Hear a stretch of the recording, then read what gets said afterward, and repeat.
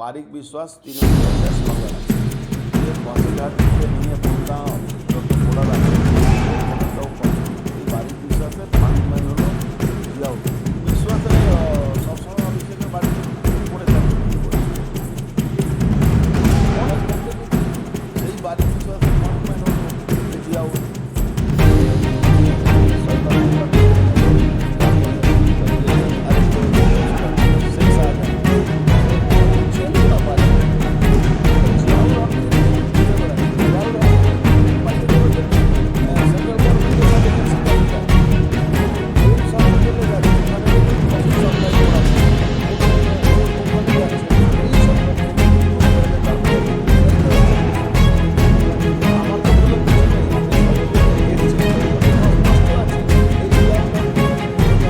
এই জিয়াউল হককে নিয়ে এমসে যাচ্ছে, এই জিয়াউল হক জুট রিসার্চ সেন্টারে যাচ্ছে, এই জিয়াউল হককে নিয়ে উনি চলে যাচ্ছেন এতে এয়ারপোর্ট অথরিটির কাছে।